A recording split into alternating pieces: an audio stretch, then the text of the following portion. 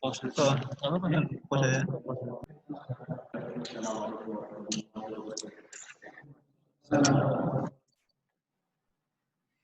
إن الحمد لله نحمده ونستعينه ونستغفره ونعوذ بالله من شرور أنفسنا ومن سيئات أعمالنا إنه من يهده الله فلا مضل له ومن يضلل فلا هادي له أشهد أن لا إله إلا الله وأشهد أن محمدا عبده ورسوله وخليله وصفيه لا نبي ولا رسول بعده اللهم علمنا ما ينفعنا وانفعنا بما علمتنا وارزقنا علما رب اشرح لي صدري ويسر لي امري واحلل عقدة من لساني يفقهوا قولي ثم اما بعد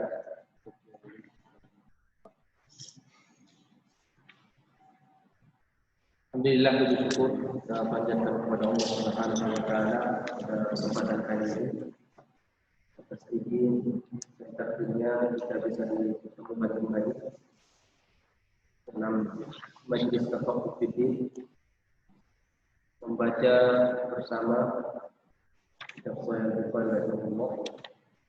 Bahasan kita sekarang sudah masuk kitab al-adab. Insyaallah kita masuk bab ketiga. Qala Imam Bukhari rahimahullah bab al-iqamah wahidatun illa qawluhu qad qamat as-salah. Bab sebelumnya bab al-adab matna.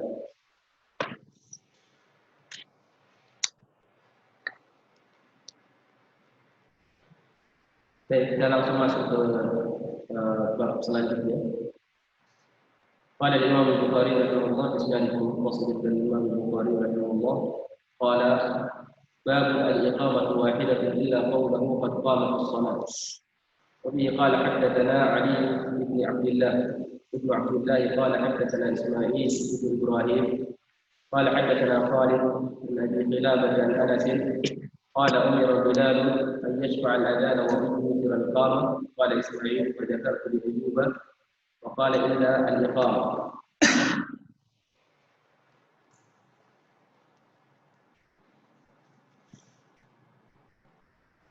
Ini Imam Al-Bukhari rahimahullah ini pembahasannya adalah masalah qomat dan lafaz qomat dan iqamah.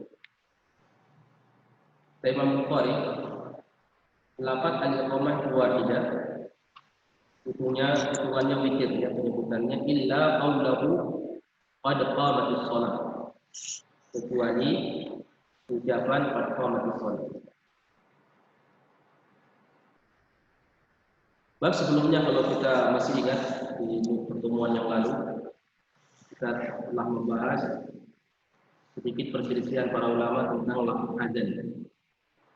Ya ada tarjih, ada tarjih dan kemarin jumhur memilih yang 15 kalimat, Malikiyah 17, Syafi'iyah 19. Dan sini Imam Al-Bukhari rahimahullah taala bab al-adzan matna bab adzan kedua.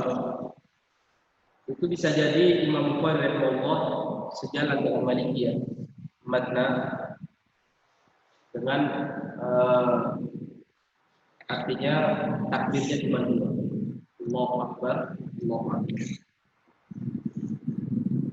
Mari kita sebutkan kalau jumhur sebagaimana yang kita dengar saat ini yaitu adalah tidak sholat. Adapun tadi itu adalah adanya al-mahdzurah diajarkan oleh Nabi sallallahu alaihi wasallam untuk adzan dan beliau muadzin Makkah Mukarramah muadzin di Makkah. Nah, sekarang kita akan masuk ke bab al-iqamah. Sini Imam Bukhari menyebut al-iqamah wahidah. Lafaz qomat itu satu, artinya ganjil gitu. Kecuali kalimat qad qamatis shalah. Cuma di sini ikhwan fillah rahimahumullah. Kalau di sini Imam Bukhari hanya mengecualikan qad qamatis shalah, maka apakah Imam Bukhari berpendapat bahwa kalimat takbirnya cuma satu, Allahu Akbar? Dan itu sampai saat ini saya tidak pernah menemukan ada pendapat ulama seperti itu. Yang ada cuma dua, dan itu yang masyhur, dan itu pendapat jumhur. Tapi kenapa Imam Bukhari mengatakan lafaz iqamah itu ganjil kecuali ucapan qad qamatis shalah. Karena kalimat ganjil kalau dilihat dengan angka 4 ya, itu ibarat kalau dibagi 2 maka ganjilnya itu 2.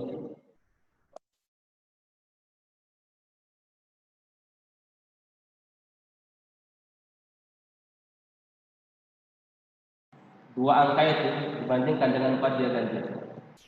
Punya diambil 2, dibuang 2 berarti dia tinggal 1 kalau kelipatan. Tapi kalau kita hitung persatuannya dia tetap genap. Maka itu yang dipahami oleh para ulama. Maka kalau Imam Bukhari rahimahullah taala tetap berpendapat sebagaimana yang kita ambil di sini bahwa takbir itu 2 dan dia hitung tetap 1, ibarat itu 1 seperti ganjil karena sebagiannya sudah dibuang. Maka ini menjadi pendukung bahwa bab sebelumnya dia sejalan dengan mazhabnya atau adabnya Bilal yang mengatakan takbirnya 4. Allahu akbar, Allahu akbar, Allahu akbar, Allahu akbar. Kalau diganjilkan berarti dibuang 2 takbirnya, berarti tinggal 2 dan itu hitungannya ganjil. Tinjauan dari kelipatan 4. Maka di sini beliau mengkhususkan qad qamatis shalah karena di sini subhatnya kuat.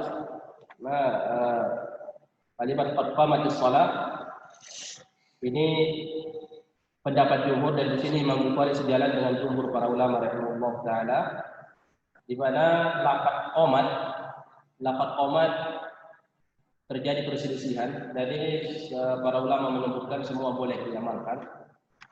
Yang diambil oleh mayoritas para ulama rahimahullah taala adalah qomat yang seperti yang kita dengar ini. Dan baik itu di dunia luar ataupun di Indonesia dan umumannya itu adalah Allahu akbar, Allahu akbar, asyhadu an la ilaha illallah, asyhadu anna Muhammadar Rasulullah, hayya 'alas shalah, hayya 'alal falah, qad qamatis shalah, qad qamatis shalah. Allahu akbar, la ilaha illallah. Masyhur. Kemudian ulama Malikiyah sama, cuman takbirnya yang kedua itu 1. Allahu akbar, asyhadu an la ilaha illallah, asyhadu anna Muhammadar Rasulullah, hayya 'alas shalah, hayya 'alal falah, qad qamatis shalah, Allahu akbar, la ilaha illallah.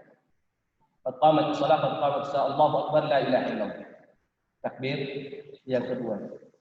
Mazhab Abu Hanifah dan Hanafiyah itu masyhur, mereka takbirnya 4, sisanya sama seperti qomat kita. Qomat yang sering kita dengar. Allahu akbar, Allahu akbar.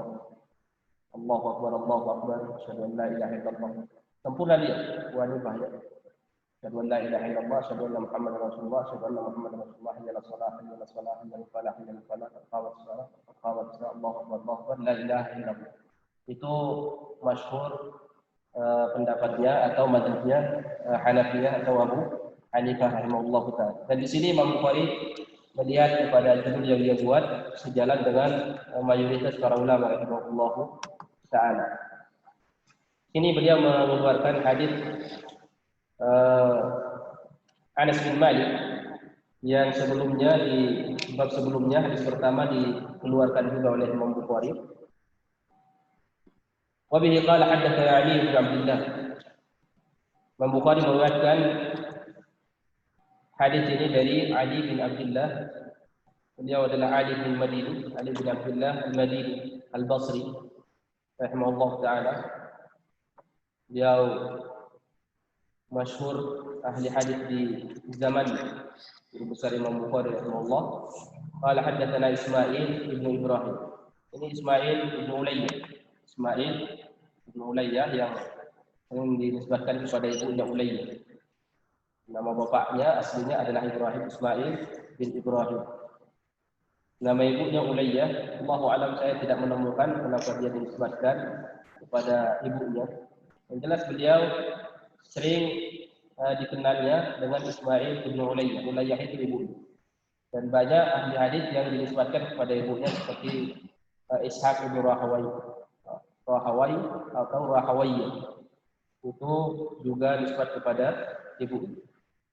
Di antaranya adalah Ismail Ibnu Ibrahim Ismail Ibnu Ulayyah rahimahullah taala, beliau ulama hadis di Basrah zamannya Sufyan Ibnu Uyainah. Qala haddatsana Khalid bin Khalid Al-Hadda Al-Basri. Ini perawi hadisnya semuanya ulama Basrah, musalsal bil Basri. Ya, Khalid Al-Hadda ulama tabi'in di Basrah zaman dengan Hisham bin Urwah. Nabi Kilab Abdullah bin Zaid bin Amr, Abdullah bin Zaid Al-Basri yang dikenal dengan Abu Kilabah, guru besar Imam Anas bin Malik radhiyallahu anhu di Basrah.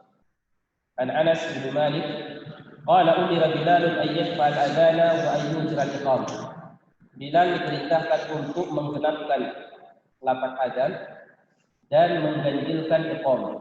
Qala Ismail, yang Ismail bin Ulayyah atau Ismail bin Ibrahim, fa dzakartu li Ayyuba fa qala illa al-iqamah, kecuali iqamah. Di sini ikhwan fillah rahimakumullah, ini hadis ini diulang. Sebelumnya dibawakan oleh Imam Bukhari di hadis nomor 105. Ya, di bab sebelumnya, hadis pertama. Di situ dari riwayat Simak bin Atiyah dari Ayyub. Di sini dikeluarkan oleh Imam Bukhari rahimahullah taala karena riwayat Simak bin Atiyah ini ada sedikit subhat. Jadi kalau dilihat seakan-akan illal iqamah itu perkataannya Ayyub As-Sikhtiyani. Di Ayyub, kalau kita lihat hadis nomor 605, haddatsana Sulaiman bin Harbin qala haddatsana Hammad bin Zaid an Simak bin Atiyah an Ayyub an Abi Kilabah an Anas qala umira Bilal an yashfa al-adana wa an yuqira al-iqamah illa al-iqamah. Di sini Simak bin Atiyah membuatkan langsung secara bersambung gitu saja. Itu pendengar seakan-akan pengecualian illa al-iqamah itu seakan-akan bukan hadis Nabi sallallahu alaihi wasallam. Itu seakan-akan perkataan Ayyub As-Sikhtiyani. Tapi dikeluarkan di situ oleh Imam Bukhari karena Imam Bukhari tidak berbicara masalah qomat. Ya, itu masalah adzan. Maka Imam Bukhari tidak terlalu mempermasalahkan. Tapi ketika kalimat al-illal iqamah itu akan menjadi pembahasan, maka Imam Bukhari keluarkan jalur yang bersih. Yang bersih yaitu dari jalur Khalid Al-Hadda, dari riwayat Ismail ibnu Ibrahim atau Ismail bin Ulayyah. Di hadisnya ini semuanya dari Abu Kilabah dari Anas. Hadis 605 sama 607 itu sumbernya satu, tapi perawinya berbeda. Ini murid Abu Kilabah ya dari Khalid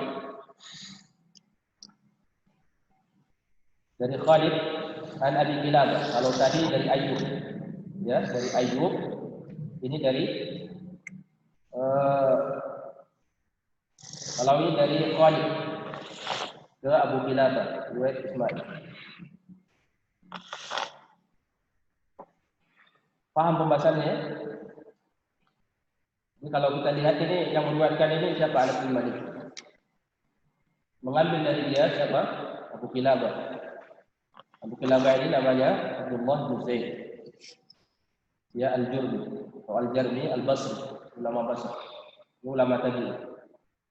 Abu Kilabah ini di sini dikeluarkan dari dua muridnya. Satu namanya Ayyub As-Sikhtiyani yang ada di 605. Kemudian yang ada di 607 itu dari Khalid Al-Hadda. Semuanya satu mas. Ayyub As-Sikhtiyani sama Khalid Al-Hadda itu apa? Sama-sama ulama Basrah, ulama tabi'in. Baik. Di riwayat Khalid ketika Ismail bin Ibrahim atau Ismail bin Ulayyah meriwayatkan dari Khalid, umira Bilal ayyat fal adzan wa ayyujra al-iqamah. Sampai seperti itu lafadznya diriwayatkan oleh siapa? Oleh Khalid. Jadi Khalid lafaz hadisnya yang diriwayatkan dari Abu Kilabah, lafadznya cuma seperti ini. Umira Bilal ayyat fal adzan. Bilal diperintahkan untuk menggenapkan lafaz azan. Menggenapkan.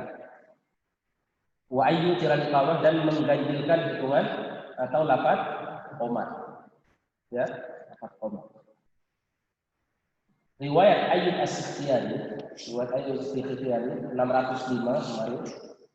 Itu apa? Umira Bilal an yashfa'al adana wa ayyu tiral iqamah. Sama. Tapi ada penambahan lafaz illal iqamah. Kecuali penyebutan qad qamatis shalah, qad qamatis shalah. Itu ada penambahan lafaz itu di mana? Di riwayat Ayyub As-Sikhtiyani. Maka di riwayat Ayyub As-Sikhtiyani ketika diriwayatkan oleh Simak bin Atiyah, dia tidak minta penjelasan dari gurunya Ayyub. Jadi Simak bin Atiyah dari hadis 605 itu, dia tidak minta penjelasan apakah pengecualian illal iqamah itu dari perkataan Ayyub As-Sikhtiyani atau memang satu rangkaian hadis Nabi sallallahu alaihi wasallam, hadis Anas bin Nabi. Nah, ketika Al-Imam Al-Bukhari rahimahullah ketika dia ingin berbicara hukum melapatkan lafaz qomat, ya ini harus kuat hujah.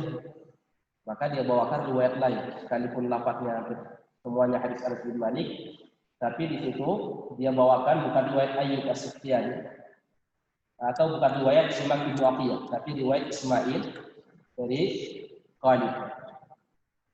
Lafadznya umira Bilal an yashfa'al adzan wa yutiral iqamah. Kata Ismail, qala Ismail. Wa Ismail ini dia tanya kepada Ayyub As-Sikhtiyani ingin memperjelas kenapa Khalid meriwayatkan dari Abu Qilabah cuma sampai wa yutiral iqamah. Wa yutiral iqamah. Sementara kedua-duanya sama-sama murid Abu Qilabah. Ya. Sama-sama murid Abu Qilabah. Khalid murid Abu Qilabah, Ayyub As-Sikhtiyani murid Abu Qilabah. Kok beda? Maka Ismail memperjelas masalah ini kepada Ayyub As-Sikhtiyani. Qala Ismail mengatakan pada kartu di Ayyuba wa qala illa al-iqam. Jadi ditambah oleh siapa? Oleh Ayyub As-Sikhtiyani. Berarti Ayyub ketika dia membawakan hadis ini, siapa Ismail ketika menanyakan hadis Khalid Al-Hadda kepada Ayyub As-Sikhtiyani, kalau itu perkataannya, tidak mungkin dia berani mengatakan illal iqam. Karena dia di sini perjelas sama dia. Kalau tadi seakan-akan tidak ada yang tanya sama dia. Jadi riwayat Simak bin Atiyah itu dari Ayyub As-Sikhtiyani dari Abu Qilabah, umira Bilal an yashfa'al adzana wa yutiral iqamah. Illa al-iqam. Nah, bisa jadi ini perkataan Ayyub, secara zahir perkataan Ayyub. Bisa jadi tidak. Satu rangkaian. Nah, di ini lebih diperjelas lagi. Jadi Ismail bin Umayyah mengatakan kepada Ayyub, saya mendengar hadis dari Khalid bin Hadda, dari Khalid Al-Hadda, dari Abu Qilabah, dari Anas, umira Bilal an yashfa'al adzana wa yutiral iqamah. Kata Ayyub As-Sikhtiyani illa al-iqamah. Jadi sampai di situ illa al-iqamah. Berarti ini apa? Ayyub menegaskan bahwa ada tambahan lafaz hadis ya Abu Qilabah itu yang tidak dibawakan oleh Khalid Al-Hadda, yaitu illa al-iqamah, kecuali pengucapan qad qamatis shalah, qad qamatis shalah. Nah, sekali lagi karena Imam Bukhari bukan sekedar ahli fikih, beliau juga adalah seorang ahli hadis. Maka dari sini kita bisa melihat bagaimana kemudian Imam Al-Bukhari rahimahullah ketika beliau di hadis 605 beliau berbicara tentang adzan itu digenapkan, digenapkan. Maka beliau membawakan riwayat Simak bin Atiyah. Sekalipun di situ juga ada masalah qomat. Tapi ketika dia bicara masalah hukum qomat, maka dia bawakan riwayat yang bersih, yang menghilangkan semua kemungkinan-kemungkinan. Jadi lafaz-lafaz yang kurang jelas, kemungkinan ada kritikan, dijawab oleh Imam Bukhari dengan riwayat yang lebih rinci.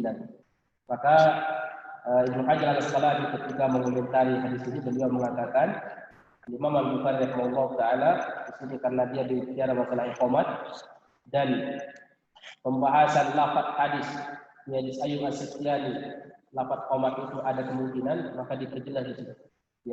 Dia tidak membawakan riwayat Imam Ibnu Waqi, Imam Bukhari. Kenapa? Karena ada sesuatu yang tidak jelas. Dia bawakan riwayat Ismail bin Ulayya karena dia langsung minta tafsir dan penjelasan kepada Ayyub As-Sikhtiyani. Dan di sini Imam Al-Bukhari di kitab Sahihnya kita tidak mendapatkan lafaz adzan secara sempurna, lafaz qomat juga secara sempurna. Allahu a'lam. Ya kemungkinan besar tidak ada riwayat yang sahih yang sesuai dengan syarat yang sudah ditetapkan oleh Imam Bukhari yang mengharuskan dia untuk membawa riwayat itu di situ. Tapi cuma isyarat-isyarat semua, isyarat-isyarat, dan lafaz adzan itu ada di kitab Sunan, di Sahih Muslim, di Sahih Ibnu Khuzaimah juga ada. Ini kitab Sahih Ibnu Khuzaimah itu juga kitab bagus. Ibnu Khuzaimah punya kitab sahih, tapi ininya nuskohnya itu tercetak hanya sampai Kitabul Hajj. Itu istimbatnya bagus juga, buat judul itu hampir persis seperti Imam Bukhari di dalam membuat itu. Dia ulama Syafi'iyah dan beliau alhamdulillah masalah akidah juga menjadi rujukan beliau. Beliau ahli hadis dan juga ahli fikih, juga memiliki pemahaman yang insyaallah. Baik, ikhwan fillah rahimakumullah, tadi sudah kita sedikit singgung masalah pembahasan perselisihan para ulama rahimahullah berkaitan dengan lafaz qomat, ya, jumhur, Malikiyah, kemudian Hanafiyah atau mazhabnya Abu Hanifah. Sekarang kita akan masuk ke bab keempat, bab qabli at-ta'dil. Bab keutamaan at-ta'dil. Wa bihi qala haddatsana Abdullah bin Yusuf qala akhbarana Malik an Abi Zinad an al-A'raj an Abi Hurairah radhiyallahu anhu anna Rasulullah sallallahu alaihi wasallam qala idza nudiya lis-salati adbara asy-syaitanu lahu duratun hatta la yasma'a at-ta'dina fa idza qudiya an-nida'u aqbal hatta idza tuliba lis-salati adbara حتى إذا قضي التثويب أقبل حتى يخطر بين المرء ونفسه يقول اذكر كذا لما لم يكن يذكر حتى يظل الرجل لا يدري كم صلى.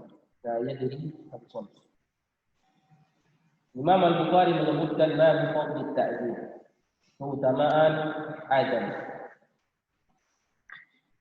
Kenapa beliau menyebutkan at-ta'dil tidak adzan?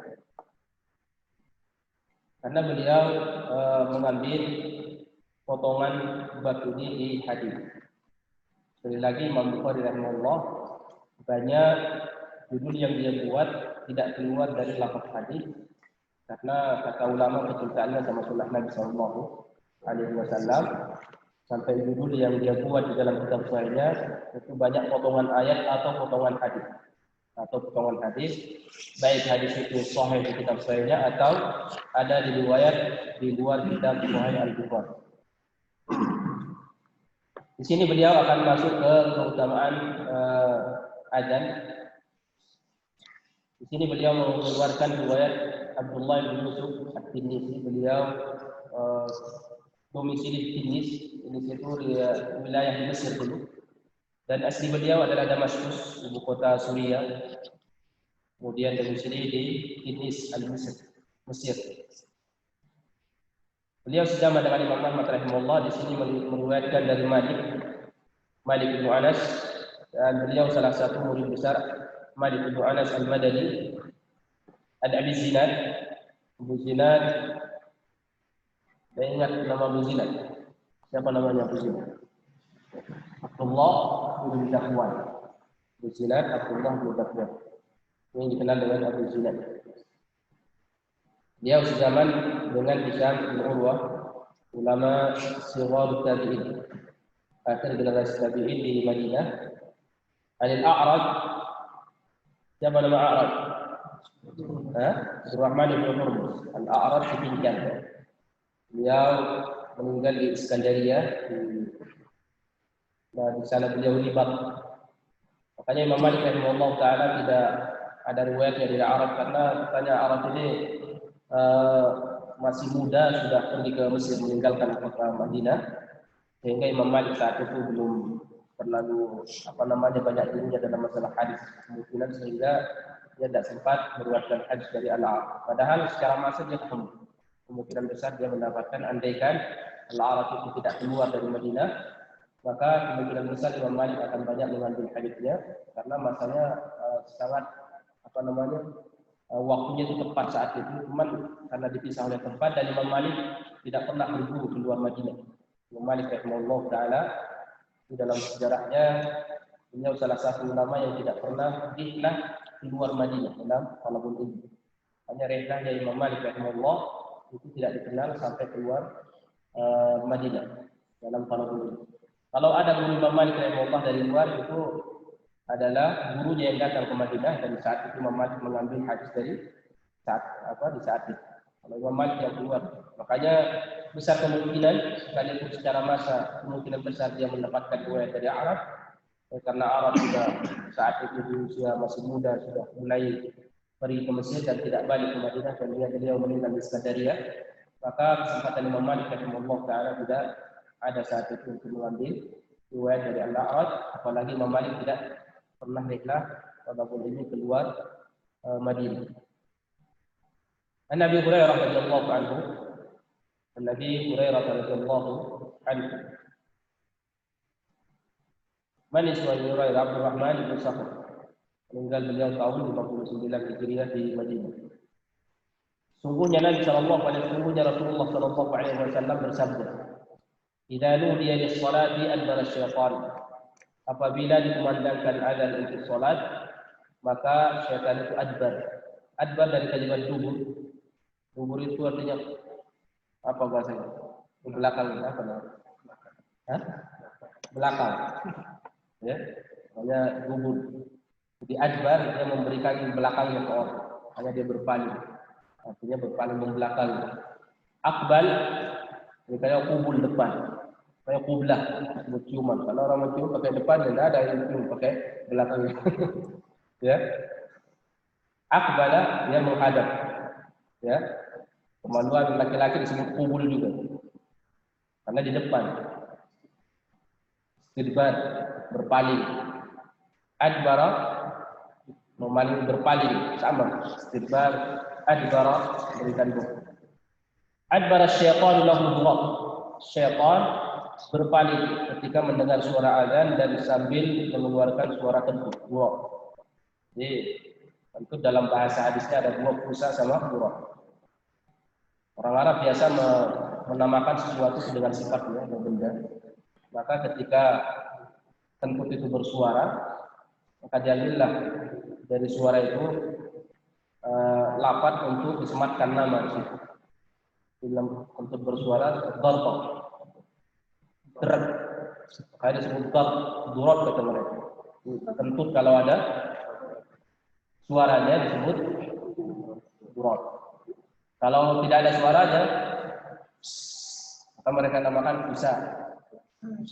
Fusa. Bagaimana hadis Abu Hurairah yang sudah ada fusa. Fus.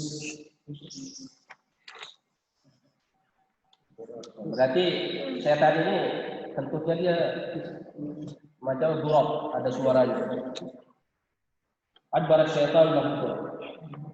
Nah di sini Ibnu Hajar menukil beberapa pendapat dari ulama. Apakah memang setan ini dia kentut, memang kentut sebagaimana yang kita pahami, atau kentut karena dia makhluk halus? Apa kentutnya seperti apa? Banyak istilah. Tapi Ibnu Hajar al-Hambali ketika mengomentari hadis ini di kitab Fathul Barinya, dia mengatakan zahiruhu. Zahir hadis ini, ya setan punya suara kentut. Tidak boleh kita pahami dengan makna-makna yang macam-macam. Kita pahami dari hadis di Islam. Jadi kita yang menakwilkan yang macam-macam itu tidak butuh kita. Jadi lebih tepatnya kita pahami sebagaimana zahirnya. Dan itu akidah Ahlussunnah wal Jamaah, memahami segala sesuatu yang tidak bisa dijangkau dengan akal, dengan sami'na wa ta'na. Kemudian yumirru an-nusus ala zahiri. Kita memahami nas baik ayat atau hadis sesuai dengan zahir. Berarti setan punya kentut. Allahu a'lam. Hatta la yasma' at-ta'dil, sampai dia tidak mendengar suara azan. Dan di sini illah yang disebutkan, beliau kentut sampai kentutnya itu suaranya mengalahkan suara azan. Di sini para ulama rahimahullah taala menyebutkan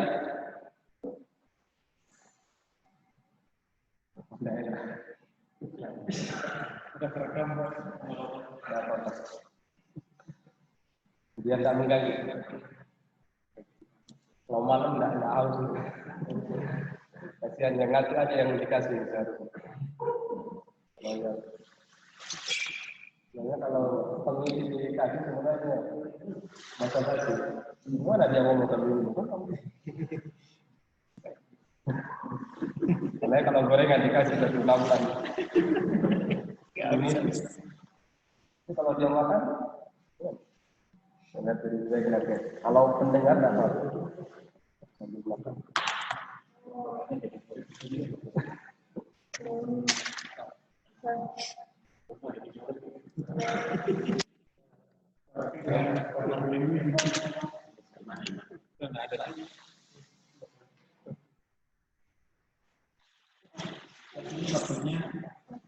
Bentuknya yang menawarkan suara dan atau memang seperti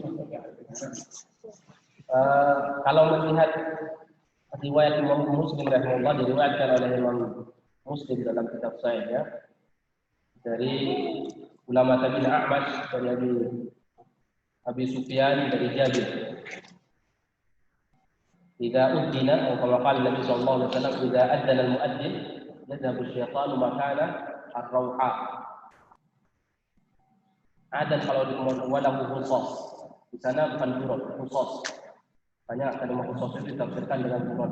Tapi riwayat ini tidak diriwayatkan oleh Imam Bukhari rahimahullah. Di situ di kitab di Sahih Muslim, Ahmad meriwayatkan dari Abi Sufyan dari Jabir. Nabi sallallahu alaihi wasallam bersabda, apabila dikumandangkan adzan maka setan itu pergi sampai ke satu tempat rauha, walau khusus, sampai ada khususnya. Nah khusus itu ditafsirkan dari tempatnya dengan dua tentu. Maka Ahmad bertanya kepada Abu Sufyan saat itu. Dia menanyakan berapa jaraknya antara Rauha itu dengan Madinah. Kata Abu Sufyan itu 36 milan.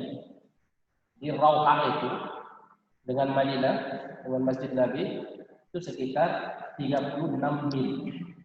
1 mil itu 1 kilo 600 meter kalau tidak salah. Berarti sekitar berapa? Hampir 40 kilo. Hampir 40 kilo.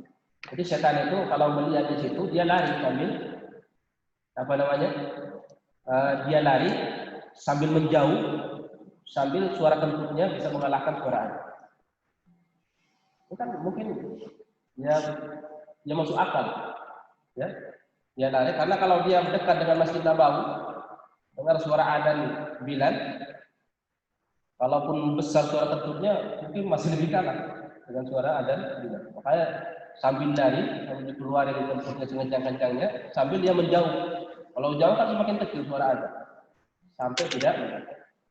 Jadi dua yang dia lakukan. Satu, menjauh. Dua di suara kentut.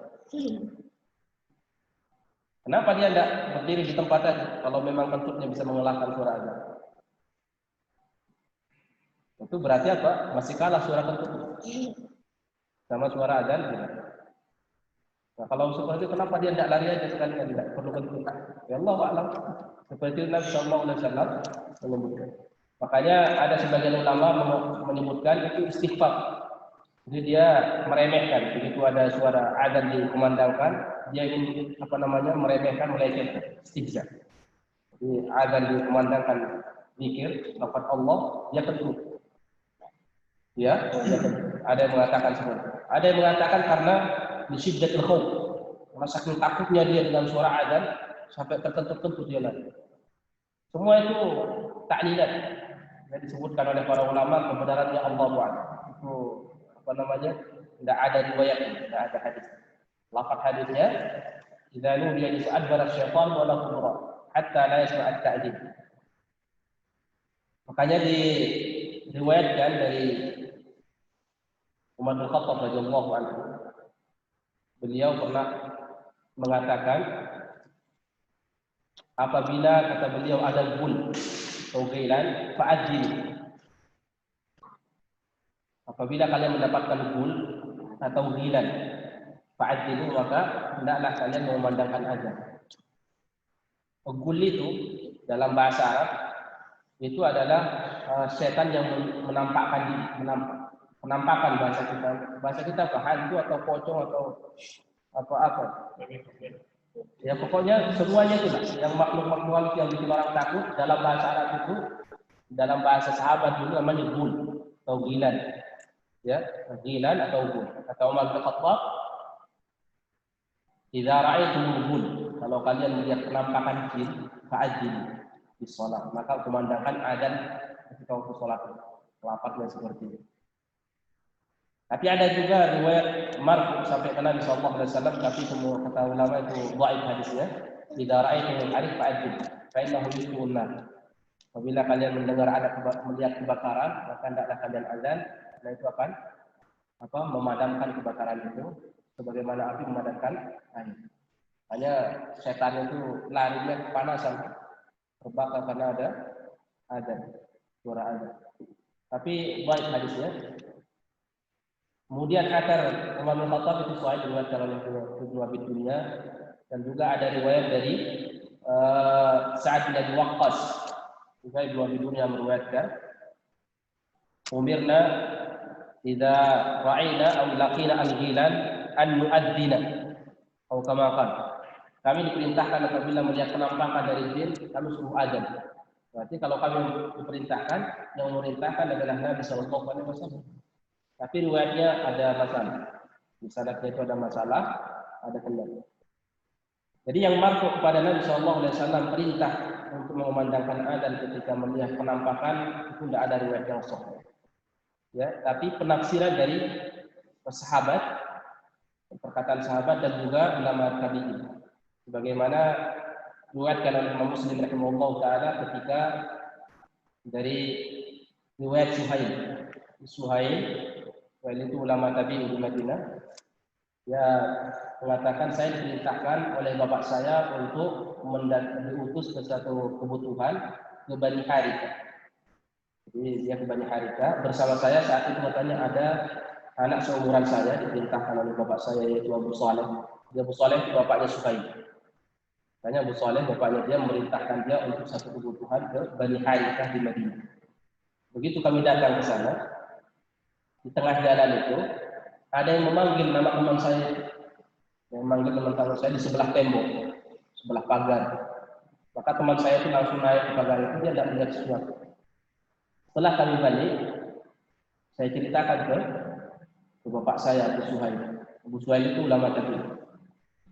Saya ceritakan ke bapak saya, maka bapak saya bilang, andai kan saya tahu akan ada peristiwa seperti itu, saya tidak akan lakukan. Karena memang dilarang kita menantang jin, sok berani bilang, mana jin tak boleh. Karena kita ini kalau bukan bantuan Allah, tidak bisa kita melawan jin, tidak bisa melawan. Makanya Nabi sallallahu alaihi wasallam menyebutkan bahwa "Lau ya'lamu ar-rakib wahdahu fil lailati lama sara rakibun wahdahu fil lail," atau kama qala Nabi sallallahu alaihi wasallam. Makna hadisnya, lafaznya saya tidak hafal. Andaikan kata Nabi, orang yang berjalan sendirian di waktu malam itu tahu betapa besar dan bahayanya, tidak akan berjalan orang sendirian di malam hari. Maksudnya safar, jalan yang jauh, karena berbahaya. Ya, jangan seorang itu terlalu memberanikan diri, sok pendekar atau apa dan lain sebagainya. Karena tidak ada keutamaan sama sekali kita berani sama dia. Tidak ada keutamaan. Sekalipun jangan juga terlalu penakut. Jadi ada kucing jatuh lari. Tidak juga. Jangan juga berlebih-lebihan, karena tidak mungkin kita melawan dia. Wa yarahu wa qabiluhu min haitsu la tarawna. Jin melihat kamu tidak bisa melihat dia. Mata kita ditutup, tarung sama orang, tidak bisa melihat kita. Menang enggak? Tidak mungkin menang. Maka zikir, kita banyak zikir kepada Allah Subhanahu wa taala. Maka Abu Saleh mengatakan kepada anaknya Suhail, andaikan saya tahu akan ada kejadian seperti itu, maka saya tidak akan mengutuskannya.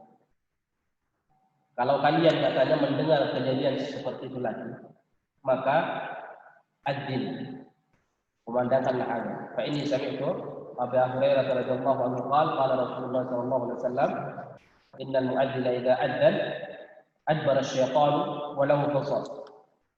Karena saya mendengar kata Abu Saleh dari Abu Hurairah meriwayatkan dari Nabi sallallahu alaihi wasallam, apabila dikumandangkan azan maka syaitan itu melarikan diri.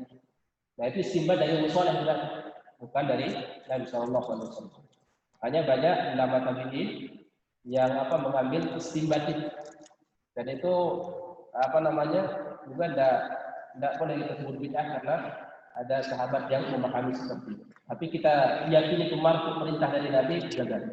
Ya, man kadzaba alayya muta'ammidan falyatabawwa maq'adahu minan nar. Karena tidak ada riwayat yang sahih Nabi sallallahu alaihi wasallam merintahkan kita untuk mengumandangkan azan saat kita melihat penampakan dari makhluk. Tapi ada riwayat dari Umar bin Khattab dan juga ulama tabi'in dari namanya Abu Saleh Al-Madani. Maka di sini qala rahimahullah taala fa idza hatta la yasma' at-ta'dhin, sampai setan itu tidak mendengarkan suara azan. Jelaskan di Sahih Muslim, beliau lari ke tempat makan Rauha. Di tempat namanya Rauha sekitar 36 mil, berarti lebih dari 40 kilo. 40 kilo dari sini ke mana? Lumayan jauh, ya, lumayan jauh. Tadi yang setannya keluar dari Rauha. Iya. Rauha itu peristiwa hanya itu saja, memang ya, maksudnya peristiwa itu mana? ada peristiwanya lari ke tempat itu ya, tempatnya saudara. Apakah kisah itu menceritakan hanya sekali itu saja atau memang tidak? Karena itu bukan sekali, karena lafadznya itu tidak ada dalam muadzin. Apabila muadzin mengumandangkan, Nabi menceritakan muadzin secara umum. Tapi melihat akhir hadisnya, dia kejadian di zaman itu, bahwa apabila muadzin Nabi sallallahu alaihi wasallam di Madinah mengumandangkan azan, maka setan itu adbar. Dia zahaba hatta ila makan Ar-Rauha, sampai ke tempat Ar-Rauha. Berarti mungkin di zaman Nabi sallallahu alaihi wasallam lahir hadis itu sampai ke Rauha, berarti jalannya sekitar jarak 36 mil, lebih daripada 40 kilo. Karena mungkin kemungkinan besar setelah itu dia tidak mendengar lagi azan, suara azan, dengan suara tempuh yang besar dan jarak yang sangat panjang. Mungkin kalau sekarang ini suara azan lebih jauh, ya, kalau pakai menara lebih keras, mungkin bisa lebih jauh lagi. Tapi itu kan istimbat, ya, maksudnya terserah kita mau apa. Yang jelas Nabi SAW mengabarkan seperti itu. Kita mau memahaminya seperti apa, yang jelas jangan menisbatkan sesuatu yang tidak disebut oleh Nabi SAW. Perkara kita mungkin memahaminya istimbat dari kita sendiri, kemudian kita itu ihtimalat, itu boleh-boleh saja. Bagaimana tadi sahabat Umar bin Khattab, kemudian Abu Saleh juga istimbat seperti itu. Boleh-boleh saja karena itu sesuatu yang tidak memiliki syariat. Cuma penisbatannya kepada Nabi SAW yang itu sanad yang Allahu a'lam bishawab. berlaku di Madinah dan sudah Madinah di azan, larinya ke situ. Tapi kan jaraknya Di sana ada azan lagi. nah, dulu di Madinah ada paling yang ada di zaman Nabi sallallahu alaihi wasallam, masjid tempat itu cuma di Madinah. Masjid Kuba ada. Masjid Kuba. Yang lain itu di luar tidak ada masjid. Makanya suku-suku yang masuk Islam di luar Madinah, itu kalau Jumatan datang ke Madinah, kalau mereka yang ini mereka tidak datang ke sholat Jumat sholat jamaah ke Madinah. Tidak, karena jauh. Mereka jauh. Makanya kata sahabat radhiyallahu anhu, pertama kali masjid yang dibangun dan di situ diadakan sholat Jumat adalah di Juwada Bahrain, Masjid Bani Qais di Bahrain. Itu termasuk penduduknya pertama kali masuk Islam, satu suku itu bareng-bareng. Dan itu sesuatu yang tidak gampang satu suku langsung bareng-bareng masuk. Makanya di antara pujiannya langsung mereka bangun masjid. Masjid kedua setelah Masjid Nabawi diadakan sholat Jumat. Kenapa diususkan sholat Jumat? Karena masjid mengadakan sholat Jumat dulu kalau satu kota itu paling sakit. Makanya disebut masjid jami. Masjid menampung semua ini. Kalau sekarang hampir semua ini ada masjid. Cuma tinggal milik. Masjid jami semua.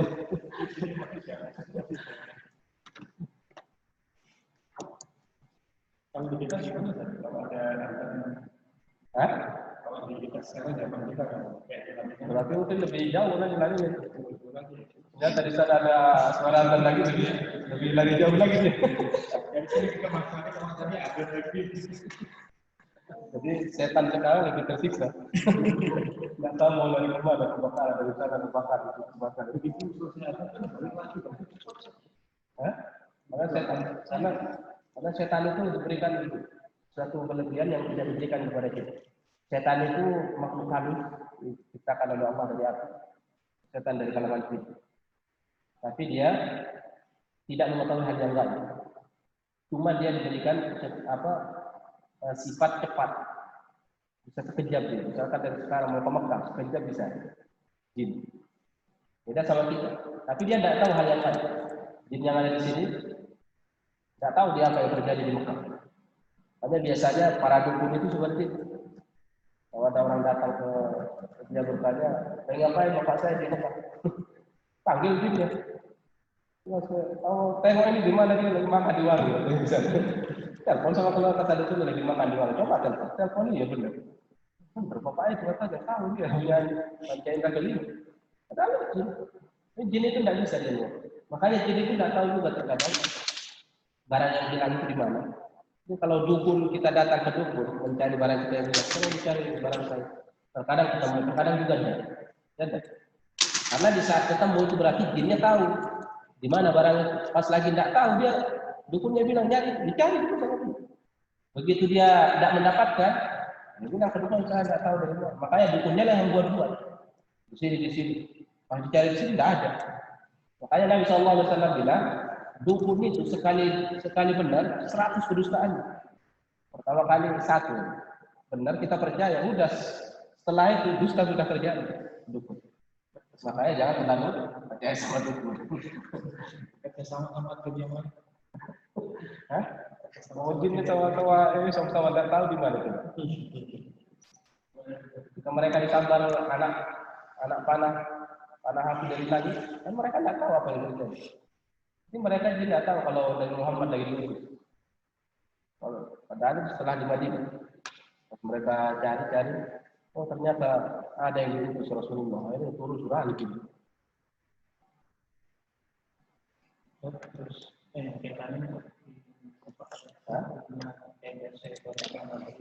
besar suara yang tak masuk sudah Nabi wali seperti.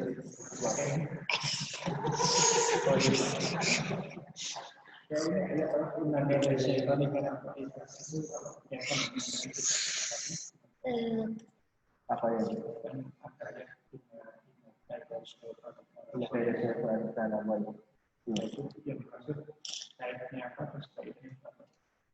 Allah alam sepanjang penjelasan para ulama yang kata syaitan karena dhaifa, artinya setan sebenarnya lemah kepada manusia selama hamba itu mendekat dengan Allah Subhanahu wa taala.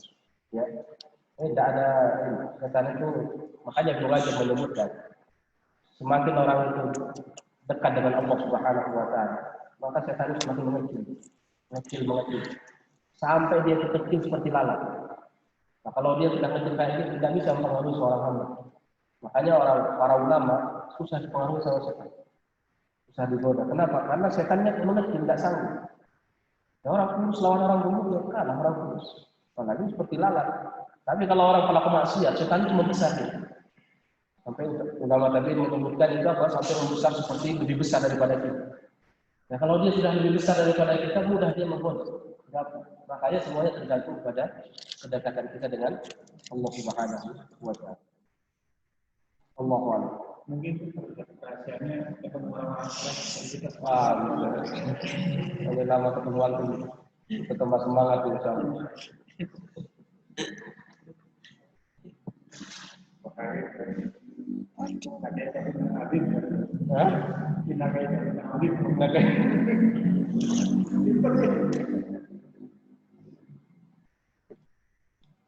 faedah qudiyah nida waqbal, apabila nida adzan itu sudah selesai dikumandangkan, qudiyah itu selesai dikumandangkan, aqbala, setan itu datang lagi.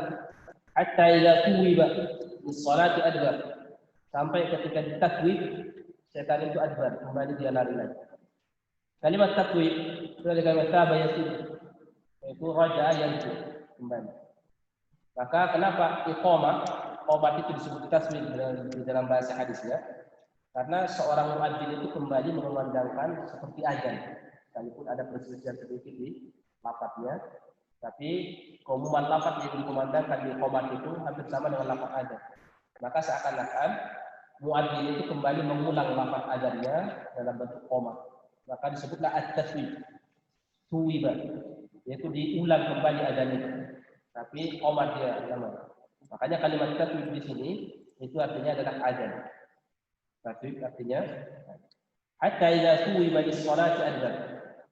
Ini begitu dia datang setelah azan, orang yang sholat sunnah diganggu sama dia. Qomat, lari dia lagi. Ya, hatta idza qudiyat tasbihu, sampai ketika qomat selesai dikumandangkan, aqbala hatta yaqtu bainal mar'i wa nafsihi. Maka dia kembali datang dan dia membisikkan antara seorang hamba dengan nafsihi, dengan hati. Ini hatinya dibikin gerak khusus sama Allah. Yaqul uzkur kada, ingat yang ini. Uzkur kada, ingat. Lima lam yakun yadkur. Jadi dia disuruh mengingat oleh setan itu sesuatu yang tidak dia ingat di luar. Hatta yadhalla rajul la yadri kam salat. Sampai seorang tidak tahu berapa rakaat dia sholat. Berapa rakaat dia sholat.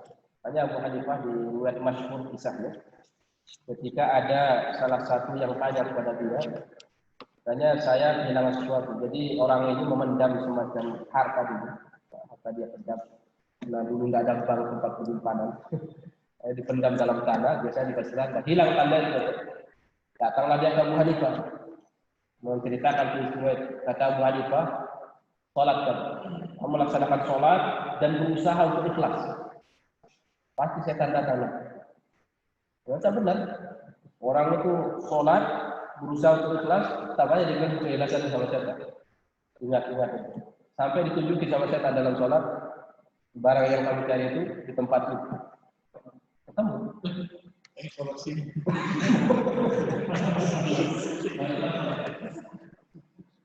Tapi Allah a'lam apakah itu sahih kisah itu. Tapi pernah teruji. Terbukti.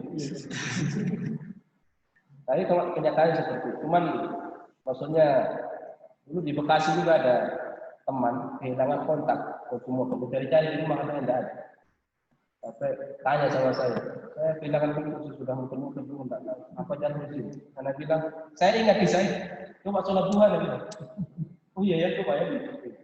Karena pernah saya cerita tentang kisah Abu Hanifah. Sholat. Benar, habis sholat, iya Ustaz lupa saya di atas rumah ini. Atas. Bilang dia benar ada, telepon dengan pas. Anak bilang, juga takut dia dibuktikan. Ingatnya di dalam sholat. Ingat di dalam sholat. Jadi kata dia beruntung kan, ketemu barang setan bilang beruntung dia dapat pahala. Mau begini. Ya itulah yang terjadi. Makanya ketika kita lupa dianjurkan kita untuk sujud sahwi karena itu adalah gangguan dari setan. Poin bila rahimahullah di sini 3 bab keempat, kelima dan keenam. Ini di sini Imam Bukhari rahimahullah ingin menjelaskan di antaranya adalah ingin menjelaskan tentang faedah azan. Bab yang keempat ini zahirnya kata ulama beliau membawakan faedah azan di sini untuk mengundang orang sholat berjamaah. Mengundang orang sholat berjamaah. Azan di sini. Faedah nudia bis sholati adbar syaitan lahu durah. Bab kelima beliau menyebutkan qala bab raf'is shauti bil nida. Bab raf'is shauti bil nida. قال الإمام البخاري رحمه الله تعالى باب رفع الصوت بالنداء.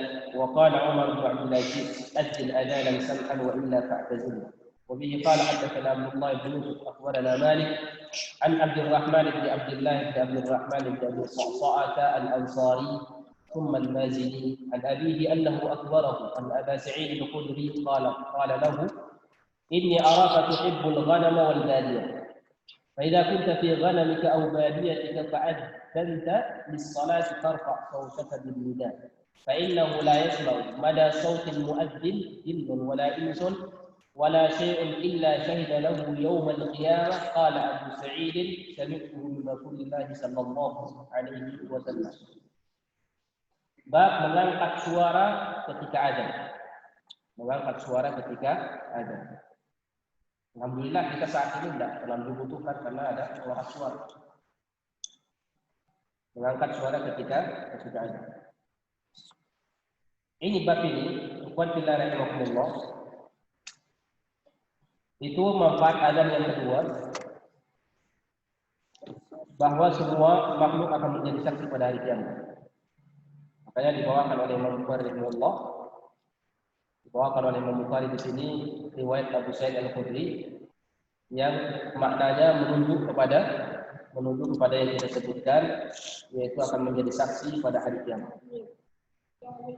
Dan di antara yang mungkin rahasia yang bisa diambil di sini atau faedah, di sana Ibnu Hajar menyebutkan, nanti dirujuk di Fathul Bari, Ibnu Hajar menyebutkan kemungkinan Al-Imam Al-Bukhari rahimahullah ta'ala ingin mengungkapkan atau mengambil satu istimbat.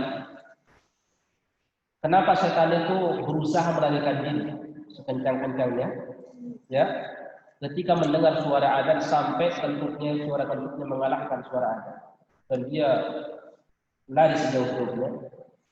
Di antara faedah yang bisa diambil kata Ibnu Hajar di sini, Imam Bukhari memberikan mungkin isyarat bahwa dia khawatir pada hari kiamat diminta pertanggungjawaban, persaksian. Dia diminta persaksian, tidak mau dia menjadi saksi pada hari kiamat, makanya dia lari kencang-kencang supaya tidak jadi saksi. Itu istimbat Ibnu Hajar yang dia pahami di bab yang dibuat oleh Imam Al-Bukhari rahimahullah. Wa qala Umar bin Abdul Aziz, ini Umar bin Abdul Aziz, ulama tabi'in Madinah, al-Khalifatul Khamis, khalifah yang kelima terhitungnya karena kehebatannya di dalam kepemimpinan. Adzin adanan sam'an wa illa fa'tazil. Ini tidak tahu kita gimana menerjemahkan ini. Adzanlah kamu adzan yang sam'an wa illa fa'tazil. Kalau tidak jangan adzan di masjid. Kita bau sana. Ketika beliau jadi gubernur di Madinah, jadi beliau dalam riwayatnya itu mendengar orang yang adzan. Qarraba fi adzan. Qarrab itu terlalu dulu adzan. Takrif itu artinya nyanyian. Kalau terlalu di, tidak mungkin, tapi tidak tahu gimana sebenarnya. Yang jelas maknanya seperti itu kurang lebih. Makanya sebagian ulama ahli hadis tidak terlalu suka kalau sampai ada orang azan terlalu banyak lakunya. Kalau azan lurus, angkat suara lurus. Tapi seperti apanya Allah Ta'ala, ya. Jadi jangan nanti mendengar suara azan ada di mana jadi lagu itu dulu. Dan itu sama lagi. Ini makruh. Padahal kita tidak tahu yang seperti apa yang dimaksud. Yang jelas kalau kita yang azan jangan terlalu dibanyakin lekuk. Tapi diangkat suaranya, jangan terlalu lekuk. Makanya itu yang dimaksud adzin adzan sama. Adzan yang sama saja, yang enak. Wa illa fa'tazila. Kalau kamu tidak mau adzan seperti yang kami inginkan, sudah ganti muadzinnya kalau keluar. Muadzin boleh diganti. Kalau tidak sesuai dengan sunnah Nabi sallallahu alaihi wasallam. Nah, lafaz Allah yang panjang. Nah itu mat berapa? Mat apa itu namanya? Syekh Utsaimin ada kalam, ada sedikit kritikan sebenarnya masalah tajwid yang ada di mat-mat yang ada 2 harakat, 4 harakat. Karena di hadis Nabi sallallahu alaihi wasallam Rasulullah itu apabila mengucapkan membaca bismillah, maka lamnya itu dipanjang dia muddu, mad. Betul. Yang muddu dipanjangin sama Nabi, berarti padahal kalau kita lihat sesuai kaidah tajwid itu 2 harakat. Ya ada. Bismillahirrahmanirrahim. 2 harakat. Bismillahi, namun lahi. Itu ahli tajwid mengatakan baik. Padahal dan hadisnya seperti itu. Tapi kalau baca Bismillahirrahmanirrahim, ya muddu mad.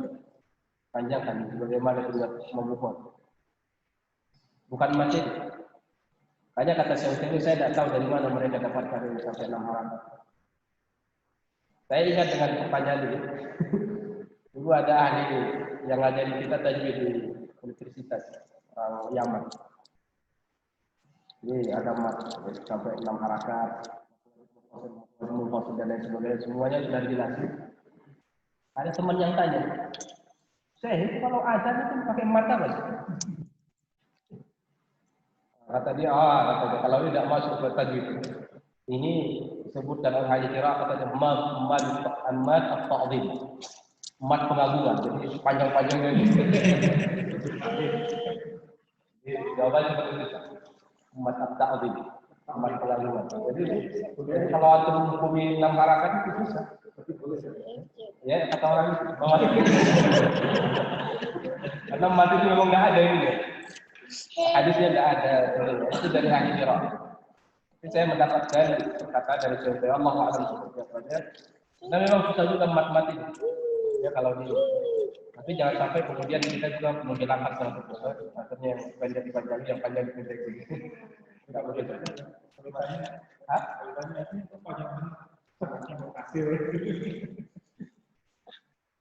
Jadi ada yang namanya mat ta'dhim. Mat pengagungan. Ketemu dia jawabannya. Terus semakin panjang semakin agung. Semakin lagi.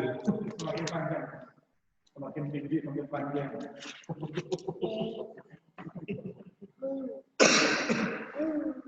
Nah ini diantara sunnah di dalam adzan mengangkat suara ketika adzan.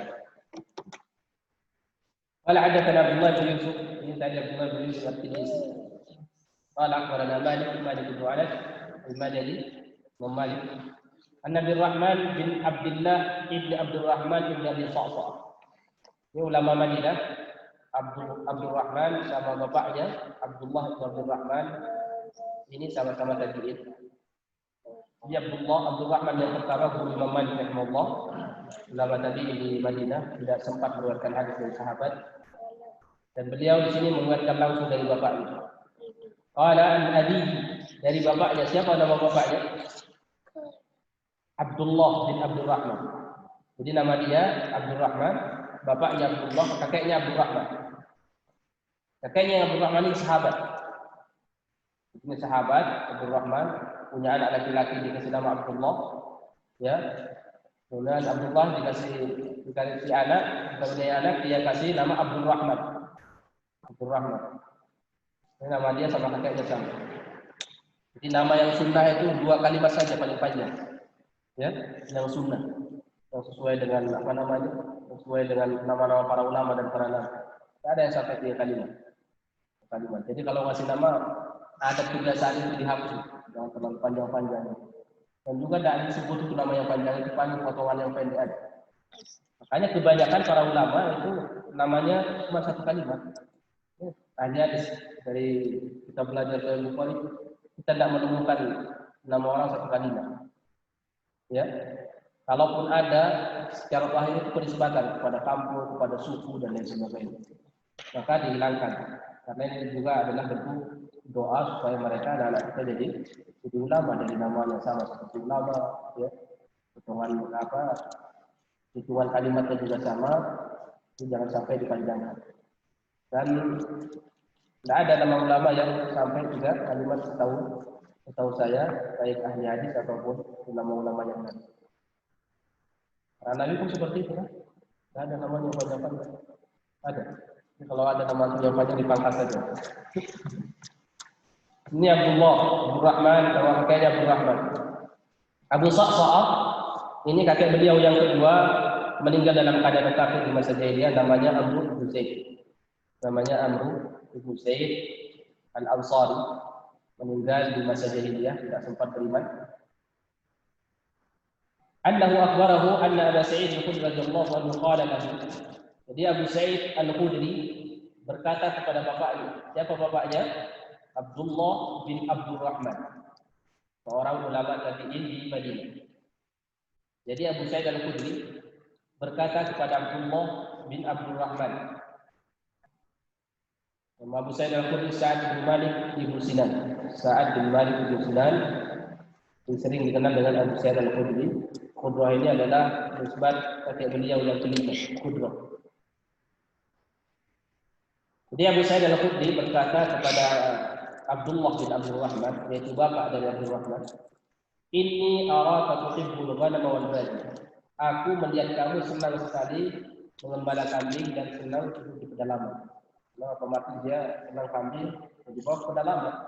Kamu di cari makanan di kota, kamu di pedalaman. فإذا كنت في غنمك أو باديتك فأذنت للصلاة فارفع صوتك. Maka apabila kamu lagi gembala kambing kamu, ghanamika, atau badiyatika, atau kamu lagi di pedalaman, fa'adzanta lis-shalah. Kemudian kamu memandangkan adzan untuk salat, farfa' sautaka bil nida. Angkat suaramu ketika adzan. Ini suruh tinggi. Fa innahu la yasma'u mada sautil muadzin jinnun wala insun. Karena tidaklah mendengar panjangnya suara muadzin, jauhnya suara muadzin dimanapun yang mendengarkan, ya, jinnun baik dari kalangan jin atau manusia.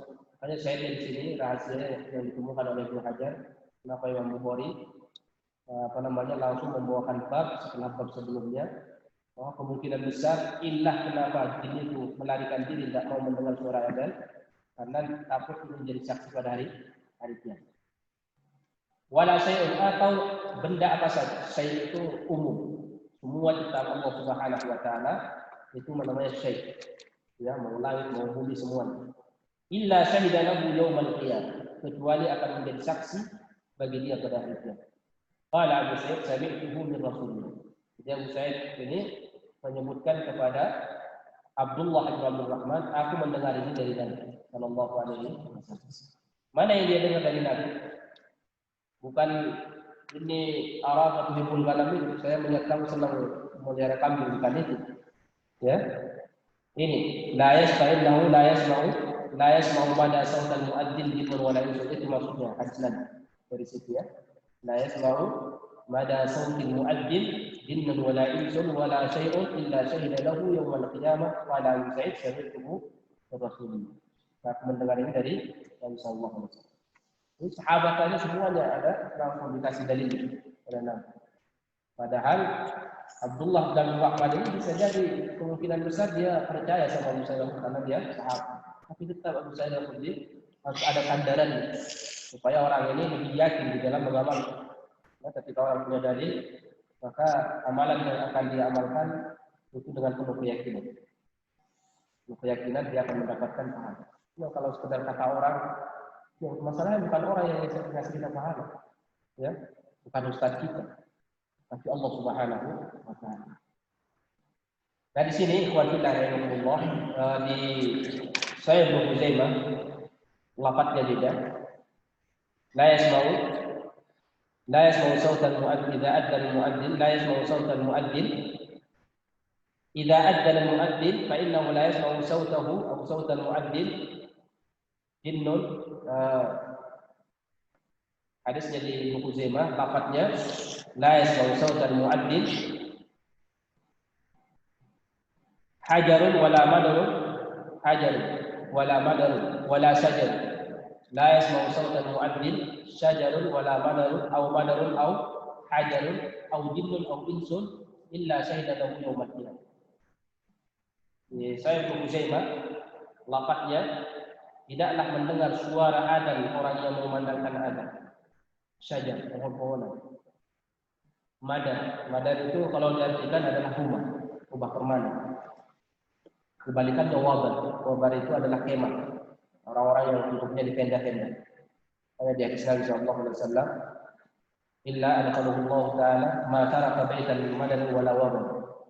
Islam ini suatu saat akan disebarkan oleh Allah sampai tidak meninggalkan satu rumah yang terbuat sifatnya permanen atau dari tenda-tenda kecuali Islam itu akan masuk. Sebab Izil azizil au bidillil dalil. Jadi madad semua rumah, bangunan, kemudian bebatuan, sampai batu. Jadi benda yang mati, benda hidup, kemudian benda yang basah sama yang kering, semuanya akan menjadi saksi pada hari kiamat untuk suara orang yang berarti kalimat syai'un itu bisa ditafsirkan dengan yang ada di riwayat Ibnu Khuzaimah. Kemudian diperjelas lagi di riwayat yang lain, la yasma'u ratbun wa la yabis. Ratbun itu yang basah kembang, yabis yang kering. Yabis yang kering. Berarti tidak ada pengecualian makhluk ini semuanya. Kecuali akan menjadi saksi pada hari kiamat bagi seorang muadzin. Jika dia mengumandangkan lafaz la ilaha illallah. Nah, ini tentunya keutamaan bagi orang yang sering azan. Makanya Umar bin Khattab radhiyallahu anhu, ketika beliau jadi khalifah, beliau mengatakan laulal khilafatu lakuntu minal muadzinin. Andaikan bukan karena sibuk aku jadi khalifah, maka aku lebih memilih jadi muadzin. Jadi muadzin karena besar pahalanya di sisi Allah Subhanahu wa taala. Tapi jangan juga kemudian kita rebutan. Mentang ini mendapatkan pahala yang banyak, sudah tahu suaranya saya suara bambu terbelah. Tetapi saya mau ini padahal ada suara yang bagus. Ingat, Nabi bilang kepada Abdullah bin Zaid bin Abi Rabi'ah, "Alqihi Bilalan fa innahu anda minka sautu." Yang memimpikan tentang lafaz adzan ini siapa? Sahabat Abdullah bin Zaid bin Abi Rabi'ah. Kata Nabi sallallahu alaihi wasallam setelah dia cerita ke Rasulullah, ditalkinkan ke Bilal karena suaranya lebih bagus dari kami. Makanya dimasyhurkan, disyariatkan orang yang adzan itu orang yang bagus suaranya. Sekalipun kita kepingin pahala yang besar, ya udah adzan aja dulu dengan suara Pak adzan, ya. Yang kedua manfaat adzan di sini di bab yang kelima ini adalah ketika orang sendirian tidak ada jamaah yang diharapkan untuk datang. Apa manfaat? Manfaatnya tadi supaya semua makhluk yang mendengar kita adzan itu menjadi saksi pada hari kiamat. Ini diantara. Makanya dimasyhurkan ittifaq sepakat semua para ulama rahimahullah dianjurkan bagi seseorang yang ingin sholat baik jamaah di masjid atau di luar masjid, sendirian atau berjamaah, itu untuk memandangkan adzan sekalipun sendirian mau di rumah, tapi sholat 5 waktu, sholat sunnah tidak, khusus sholat 5 waktu. Karena dia bangun tengah malam yang mulai adzan dengar sama tetangga lagi makan sahur puasa Senin Kamis. Tidak ada riwayat yang sahih. Nah, dan itu ma'lum semua, sanadnya banyak perawi wajah ini. Tidak sahih mengadzankan orang yang meninggal di telinga. Begitu juga orang yang baru lahir. Ya, bagaimana riwayat bahwa ketika Fatimah melahirkan ini diadzani di telinga kanannya, dikomatin di telinga kiri. Sejarah manusia ini singkat. Ketika mati diadzani lagi. Ya, cuma sayangnya adzan yang dhaif semua. Waktu lahir diadzani dengan adzan yang dhaif hadisnya. Pas mati juga diadzani dengan adzan yang dhaif. Ya, terkumpulah 2 orang yang dhaif. Ini semuanya tidak sesuai kata ulama, tapi Ibnu Qayyim menganjurkan tetap diadzan. Wallahu a'lam bishawab. Padahal dia tahu hadis itu baik. Mungkin karena melihat itu sebagian ada yang mengamal. Wallahu a'lam secara salah semuanya ulama menyebutkan tidak ada yang salah. Sangat ada. Dan di sini juga perempuan tetap dianjurkan untuk qomat.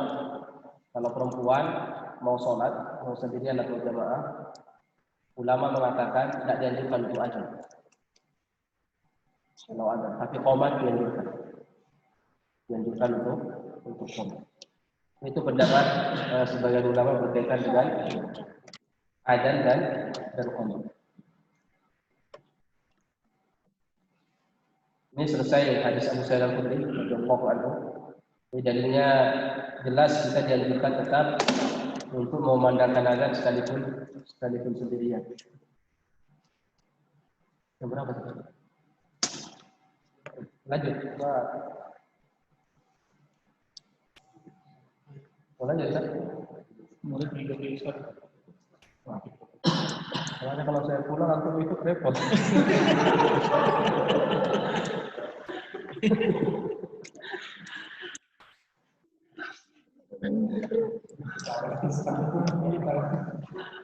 Masalahnya kata antum saya tidak merah. Maka tidak bisa dibohongi. Ada di sunnah. Apa? Jawab suara ada. Hukumnya menjawab doa. Di besar suara? Menjawab suara ada. Ada apa? Menjawab adzan. Ya.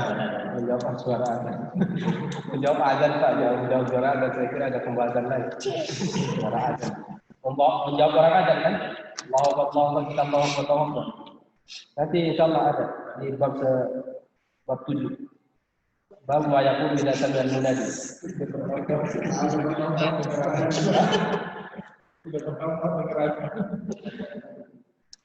Tapi selama ini gimana? Jawab apa enggak? Selama ini jawab apa enggak? Kadang jawab dari sekarang.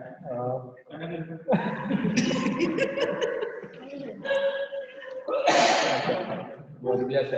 Kalau nggak jawab berarti kan? Kalau nggak jawab berarti kan keterangannya.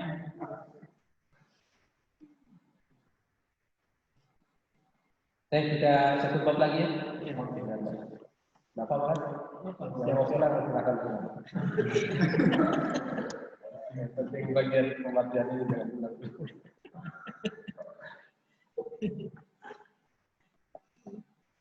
Kemudian kita bilang sama ketawa ini bukan kajian orang. قال الإمام البخاري رحمه الله تعالى باب ما يقبل في الأذان من الدماء.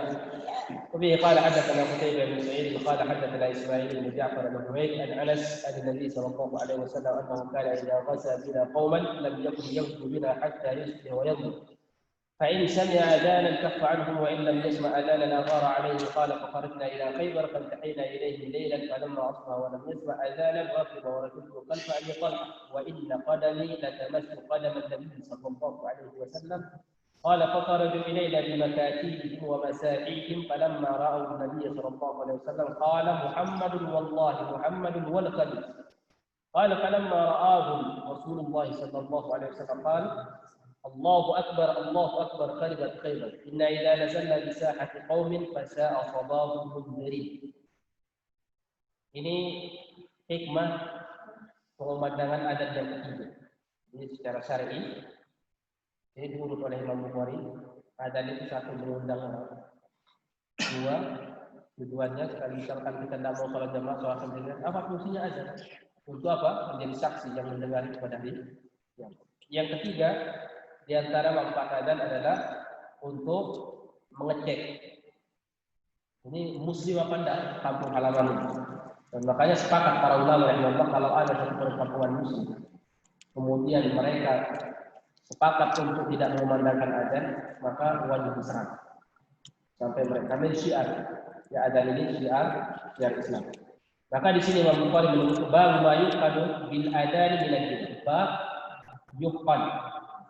Yuqad itu ditahan ya. Maksudnya tidak boleh ditumpahkan darahnya.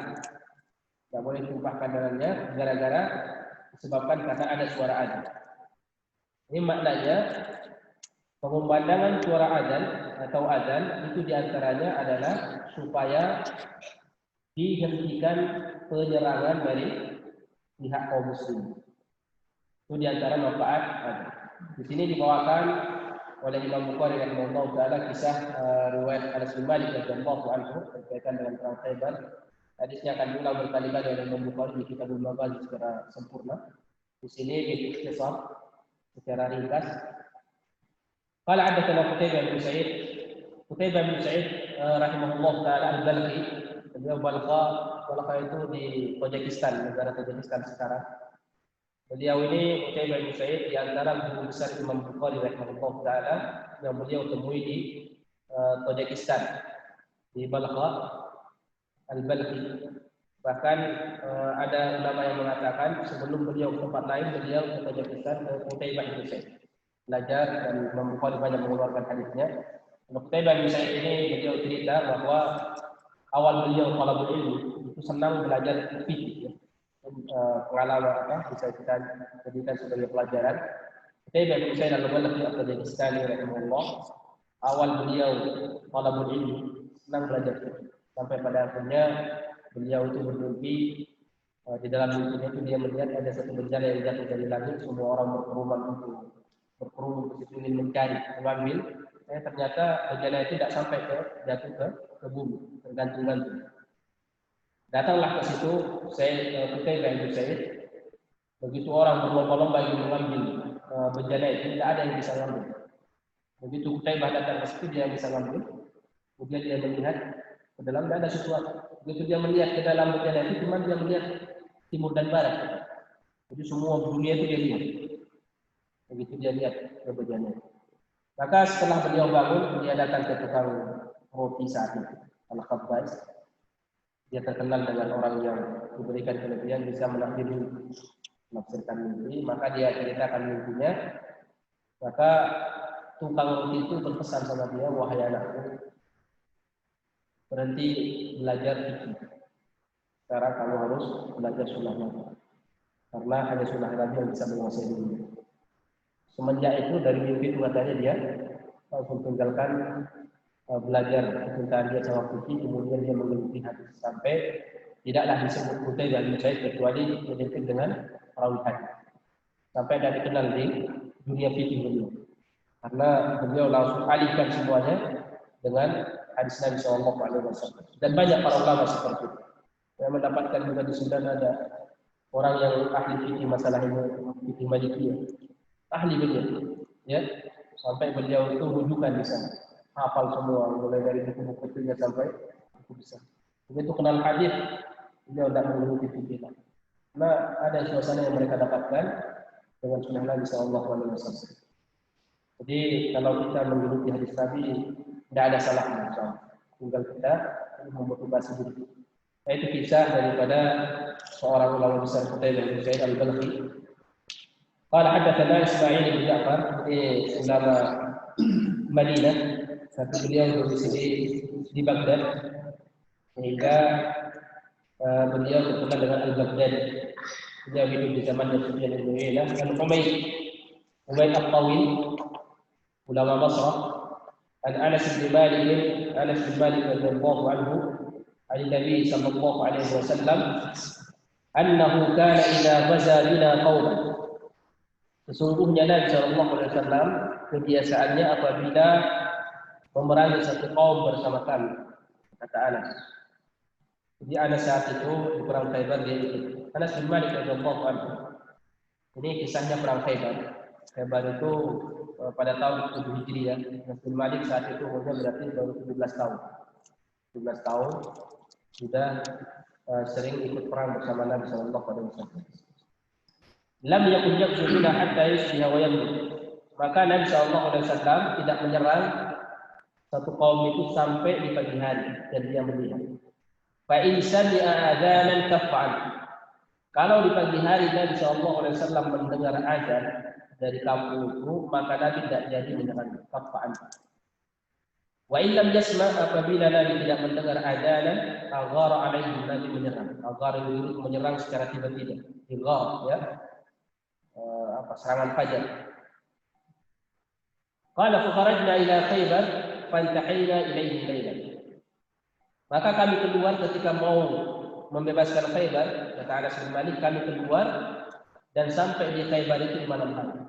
Nabi kalau mau menyerang perkampungan Orang kafir ingin dibebaskan dari negara Islam, kampung Islam, maka Nabi keluar malam rata-rata. Maka sebelum dia menyerang, biasa didengar oleh Rasulullah SAW, ada tidak suara azan? Kalau tidak ada berarti masih kafir. Kalaupun ternyata sudah muslim, maka mereka harus dipaksa untuk memandangkan azan. Karena ini jadi syiar bahwa mereka ini sudah kampung muslim. Kenapa Nabi ini tidak mendengar suara azan zuhur aja? Azan sholat zuhur atau azan? Kenapa harus subuh? Karena Nabi ingin melihat kalau sudah tidak mendengar suara azan subuh, waktu subuh orang itu tidak ada kepikiran persiapan kemana-mana. Kayak ada istilah serangan fajar itu bahaya. Ya, serangan fajar. Ternyata Rasulullah seperti itu. Kalau ingin menyerang satu kaum, Nabi serang waktu fajar. Di pagi-pagi orang lagi bangun tidur belum selesai gosok mata, gosok gigi. Cuci muka, ya, belum selesai cuci muka. Kalau gosok gigi, kalau orang beriman kan sebelum subuh sudah dia. Ya, orang kafir lah tidur dulu, ya, tidur. Diserang sama Nabi Sallallahu Alaihi Wasallam. Dan ternyata Anas bilang seperti itu, bukan sekedar kaidah. Nabi kana idza ghazwa. Jadi kana ini identik dengan apa? Kebiasaan. Ya, Nabi terbiasa seperti itu. Kata Anas bin Malik, ketika Nabi keluar bersama kami ingin menyerang Khaybar, maka kami sampai di tanah Khaybar itu tahun di malam hari. Falamma asbah, tatkala tiba waktu pagi, walam yasma' adanan, Nabi tidak mendengar suara adzan, raqiba wa raqibtu khalfa Abi Talha. Maka Nabi menaiki kendaraannya dan aku menaiki kendaraan Abu Talha. Jadi dibonceng Anas bin Malik sama Abu Talha karena bapak tirinya. Wa inna qadami la tamassu qadaman Nabi sallallahu alaihi wasallam, dan kaki saya menyentuh kaki Nabi sallallahu alaihi wasallam. Qala fa kharaju ilaina bi makatili. Pagi hari mereka ke kebun. Keluar dari rumahnya di makati keranjang. Ya. Atau apa masai, alat-alat pertanian. Keranjang, pacu, cangkul, semuanya. Falamma ra'au Nabi, tatkala mereka melihat Rasulullah, orang Yahudi juga yang melihat, mereka langsung mengatakan Muhammadullah, teriak-teriak langsung pulang. Itu bisa bayangkan ya, orang lagi senang-senangnya mau bawa karung, bawa keranjang, bawa apa lagi, bawa pacu, tiba-tiba melihat pasukan menyerang mereka, pulang itu lari menuju arah rumah mereka masing-masing, langsung teriak-teriak Muhammadullah, Muhammadullah. Kabarin yang lain, Muhammadul wal Khamis. Muhammad wal Khamis. Khamis itu pasukan musuh. Nah, orang Arab itu kalau perang, ya pasukan dibagi 5. Sayap kanan, sayap kiri, depan belakang, kalbun, tengah, kanan tengah. Itu kalau perang mereka. Sayap kanan, sayap kiri, depan belakang, tengah pasukan, bukan tengah pertahanan. Maka terkenal itu Khamis. Sampai saat ini waktu perang Khaybar, mereka menyebutnya Al-Khamis. Jadi semua pasukan mau dibagi 5, mau dibagi berapa, tetap sudah disebut Al-Khamis sama mereka. Jadi kalau Khamis itu artinya pasukan, ya. Bukan berarti Muhammad menyerang kita di hari Kamis, bukan. Tidak ada ulama yang bilang seperti itu. Takutnya salah mengerti Kamis, dicari di kamus, apalah Kamis itu? Oh, Kamis, hari Kamis. Dan Sallallahu Alaihi Wasallam jangan di hari Kamis. Berarti kalau kita mau menyerang satu pasukan, ini hari Kamis. Saya salah istilah. Karena banyak kejadian seperti itu ada. Jadi kalimat itu kalimat pakai bahasa karena tidak ngerti setelah latar belakang istilah-istilah hadis tidak paham, sehingga dan itu banyak beberapa kali terjemahan tidak nyambung. Saya mendapatkan terjemahan di Sahih Bukhari berapa kali. Itu ada yang menerjemahkan rambutnya berdiri. Mana ada rambut berdiri? Nah, sahabat itu Arab Badui yang datang bertanya kepada Nabi Sallallahu Alaihi Wasallam. Ashad itu maksudnya acak-acakan, rambutnya tidak disisir. Ya, karena itu melihat nenek-nenek tidak ketemu, saya berdiri. Saya berdiri, rambut. Jadi orang semua berdiri, rambut berdiri. Itu berdirinya acak-acakan. Ngasih kata suara. Ya. Jadi khamis di sini artinya apa? Pasukan ya. Karena penyebab penamaan pasukan kata orang Arab biasa kalau perang pasukan itu menjadi 5. Qala falamma ra'ahu Rasulullah sallallahu alaihi wasallam qala Allahu akbar Allahu akbar. Maka Nabi sallallahu alaihi wasallam ketika melihat mereka lari terporak-poranda, Nabi langsung takbir. Maka dianjurkan kita di antaranya mengucapkan takbir ketika melihat sesuatu yang menggembirakan. Allahu akbar. Allahu akbar. Kharibat Khaybar. Hancurlah Khaybar. Inna idza nazalna, kami kalau turun, kami satu kaum muslimin, idza nazalna bisa sahih sebenarnya halaman, ya pekarangan. Nahnu idza nazalna bisa hati kaum. Kami kalau turun datang ke pekarangan satu kaum, maksudnya perkampungan satu kaum, fasaha sabahum. Di pagi hari mereka sabahum dari itu seperti orang yang dikasih peringatan. Orang dikasih peringatan, bukan ketakutan. Apa yang terjadi? Cakap-cakap tidak tahu mau ngapain. Dan tidak ada kekuatan, tidak ada strategi, hilang sudah semua kekuatan mereka. Nah, Nabi SAW seperti itu. Nah, Nabi SAW tidak, mereka hilang kekuatannya semua. Ya acak-acakan sudah di pagi hari lah, bangun tidur, bayangannya mati formal, tahunya lari di selapan. Hah? Acak-acakan acak-acakan pura-pura.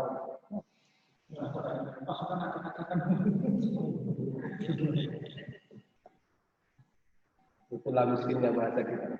Ya. Acak-acakan pura-pura, pacar kacir. Nah, semuanya seperti itu. Nah, itu yang penting orang Arab paham. Tapi ini faedah agar yang dalam syar'i, dalam syariat sesuai dengan sunnah Nabi Sallallahu Alaihi Wasallam. Faedah agar itu untuk mengumpulkan orang datang sholat berjamaah. Yang kedua, semua makhluk Allah akan menjadi saksi pada hari kiamat. Jadi sekalipun kita adzan sendirian, dipindah suaranya dan diangkat suaranya. Jangan malas mengumandangkan adzan kalau tidak ada yang dengar, tidak ada yang mau datang, jangan. Ini yang menjadi motivasi kita, bahwa semakin banyak makhluk Allah yang mendengar, akan semakin banyak yang menjadi saksi pada hari kiamat. Yang ketiga, ini untuk mengetahui apakah kaum itu sudah masuk Islam atau tidak. Ya. Ini fungsi adzan. Yang ketiga mungkin di zaman kita ini belum bisa kita terapkan. Nah, alhamdulillah di sini semua sudah muslim. Saya kira kita sampai di sini. Allah kita lanjut pertemuan yang akan datang. Ada pertanyaan? Ada pertanyaan tentang makanan lagi. Jazakallahu